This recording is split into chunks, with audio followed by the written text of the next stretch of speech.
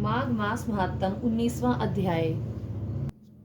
गुरुर्ब्रह्मा गुरुर्विष्णु गुरुर्देवो महेश्वरा गुरुर साक्षात परब्रह्म तस्मै श्री गुरुवे नमः। बोलो गुरु महाराज जी की जय। बोलो गणेश जी महाराज की जय। एक बार विनायक महाराज जी कुलिया में दूध और चुटकी में चावल लिए फिर रहे थे। सबसे कहते थे कि मेरी खीर कर दे, पर कोई न बनावे। जरा से दूध चावल की कैसे खीर बने। एक बुढ़ी आई, बोली ला बेटा मैं बना दूं। घर ले गई, बाहर जाने लगी। गणेश जी बोले कि बाहर कहाँ चली। फिर दूध चावल खांड लेके आऊं। बोले घर में देख। अंदर जाके देखा तो दूध का टोकना भरा है, चावल की परात भरी है और खांड की बोरी धरी है। टोकना भर के खीर बना ली। गणेश जी से बुढ़िया बोली क्या बेटा जीम ले। बोले मैंने तो खा ली। बोले तैने कब खाई। बोले जब तेरी बहू ने खाई। बुढ़िया ने अपनी बहू से पूछा कि बुढ़िया कि तूने खीर झूठी खीर कर ली। तो बहू कहने लगी कि हाँ जी, कटोरा भर के खीर मैंने विनायक का छींटा लगा के खा ली। अब गणेश जी से बुढ़िया बोली कि अब मैं क्या करूं। बोले खा ले और बांट दे। अब बुढ़िया खीर बांटने लगी तो दुनिया में चर्चा होने लगी कि कल तक तो ये भूखी मरती थी, आज खीर कैसे बांट रही है। झोपड़ी को लात मारी महल हो गया। हे गणेश जी महाराज जी, जैसे बुढ़िया का दरिद्र दूर करा ऐसे हम सबका करना, कहते सुनते हुंकारा भरने वालों का करना। बोले गणेश जी महाराज की जय। माघ मास महात्म्य में 19वां अध्याय। वह पांचों कन्याएं इस प्रकार विलाप करती हुई बहुत देर प्रतीक्षा करके अपने घर लौटी। जब घर आई तो माताओं ने कहा कि इतना विलंब तुमने क्यों कर दिया। तब कन्याओं ने कहा कि हम किन्नरियों के साथ क्रीड़ा करती हुई सरोवर पर थीं और कहने लगी कि आज हम थक गई हैं, और जाकर लेट गई। वशिष्ठ जी कहते हैं कि इस प्रकार आशी को छुपाकर वह विरह की मारी पड़ गई। उन्होंने घर में आकर किसी प्रकार की क्रीड़ा नहीं की। वह रात्रि उनको एक युग के समान बीती।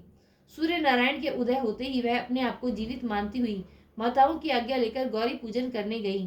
वह कन्याएं वहां पर जाने लगी। उसी समय ब्राह्मण भी स्नान करने के लिए सरोवर पर आया। उसके आने पर कन्याओं ने वाह वाह किया। जैसे कमलिनी प्रातःकाल सूर्योदय को देखकर कहती है, उसको देखकर उनके नेत्र खुल गए और उस ब्रह्मचारी के पास चली गई। आपस में एक दूसरे का हाथ पकड़कर चारों तरफ से उसको घेर लिया और कहने लगी कि मूर्ख, उस दिन तू भाग गया था लेकिन आज नहीं भाग सकता। हम लोगों ने तुमको घेर लिया है। ऐसे वचन सुनकर बाहुपाश में बंधे हुए ब्राह्मण ने मुस्कुरा कर कहा कि तुमने जो कुछ कहा सो ठीक ही है, परंतु मैं भी विद्याभ्यास और ब्रह्मचारी हूँ। गुरुकुल में मेरा विद्याभ्यास पूरा नहीं हुआ है। पंडित को चाहिए कि जिस आश्रम में रहे उसके धर्म का पालन करे। इस आश्रम में मैं विवाह करना धर्म नहीं समझता। अपने व्रत का पालन करके और गुरु की आज्ञा पाकर ही विवाह कर सकता हूँ, उससे पहले नहीं कर सकता। यह बात सुनकर वह कन्याएं इस प्रकार बोली जैसे वैशाख मास में कोयल बोलती है। वह कहने लगी कि धर्म से अर्थ और अर्थ से काम और काम से धर्म के फल का प्रकाश होता है। ऐसा ही पंडित लोग और शास्त्र कहते हैं। हम काम सहित धर्म की अधिकता के से आपके पास आई हैं, सो आप पृथ्वी के सब भोगों को भोगिए। उस ब्राह्मण ने कहा कि तुम्हारा वचन सत्य है, किंतु मैं अपने व्रत को समाप्त करके ही विवाह कर सकता हूँ, पहले नहीं कर सकता। तब वह कन्याएं कहने लगी कि तुम मूर्ख हो। अनोखी औषधि, ब्रह्म बुद्धि, रसायन सिद्धि, अच्छे कुल के सुंदर नारियां तथा मंत्र जिस समय प्राप्त हो तभी ग्रहण कर लेना चाहिए। कार्य को टालना अच्छा नहीं होता। केवल भाग्य वाले पुरुष ही प्रेम से पूर्ण अच्छे कुल से उत्पन्न स्वयं वर चाहने वाली कन्याओं को प्राप्त होते हैं। कहाँ हम अनोखी नारियां, कहाँ आप तपस्वी बालक। यह बेमेल का मेल मिलाने से विधाता की चतुराई ही है। इस कारण आप हम लोगों के साथ गंधर्व विवाह कर लें। इनके वचन सुनकर उस धर्मात्मा ब्राह्मण ने कहा कि व्रती रहकर इस समय विवाह नहीं करूंगा, मैं स्वयंवर की इच्छा नहीं करता। इस प्रकार उसके वचन सुनकर उन्होंने एक दूसरे का हाथ छोड़कर उसको पकड़ लिया। सुशील और सुसरा ने उसकी भुजाओं को पकड़ लिया। सुतारा ने आलिंगन और चंद्रिका ने उसका मुख चूम लिया, परंतु उसने क्रोधित होकर उनको श्राप दिया कि तुम डायन की तरह मुझसे चिपटी हो, इस कारण पिशाचिनी हो जाओ। ऐसे श्राप देने पर वह उसको छोड़कर अलग खड़ी हो गई। उन्होंने कहा कि हम निरपराधियों को वृथा क्यों श्राप दिया। तुम्हारी इस धर्माज्ञता पर धिक्कार है। प्रेम करने वालों से बुराई करने वालों का सुख दोनों लोकों में नष्ट हो जाता है, इसलिए तुम भी हम लोगों के साथ पिशाच हो जाओ। तब वे आपस के क्रोध से उस सरोवर पर पिशाच पिशाचिनी हो गए और बस पिशाच पिशाचिनी कठिन शब्दों से चिल्लाते हुए अपने कर्मों को भोगने लगे। वशिष्ठ जी कहने लगे कि हे राजन, इस प्रकार वह पिशाच उस सरोवर के इधर उधर फिरते रहे। बहुत समय पश्चात मुनियों में श्रेष्ठ लोमन ऋषि पौष शुक्ला चतुर्दशी को उस अच्छोद सरोवर पर स्नान करने के लिए आए।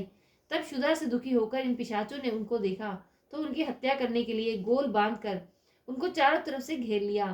वेद निधि ब्राह्मण भी वहां पर आए और उन्होंने लोमश ऋषि को साष्टांग प्रणाम किया। वे पिशाच ऋषि के तेज के सामने ठहर न सके और दूर जाकर खड़े हो गए। वेद निधि हाथ जोड़कर लोमश ऋषि से कहने लगे कि भाग्य से ही ऋषियों के दर्शन होते हैं। फिर उन्होंने गंधर्व कन्या अपने पुत्र का परिचय देकर सब वृत्तांत सुनाया और कहा कि हे मुनिवर, यह सभी श्राप मोहित होकर आपके सम्मुख खड़े हैं। आप इन बालकों का निस्तार होगा आज इन बालकों का निस्तार होगा जैसे सूर्योदय से अंधेरे का नाश हो जाता है। वशिष्ठ जी कहने लगे कि पुत्र के दुखी से दुखी होकर वेद निधि ब्राह्मण के ऐसे वचन सुनकर लोमश ऋषि के नेत्रों में जल भराया और वेद निधि से कहने लगे कि मेरे प्रसाद से बालकों को शीघ्र ही समृद्धि पैदा हो। मैं इनका धर्म कहता हूँ जिससे आपका आपस का ज्ञान विलीन हो जाएगा। माघ मास महात्म्य 19वां अध्याय संपूर्ण। विष्णु भगवान की जय। लक्ष्मी माता की जय।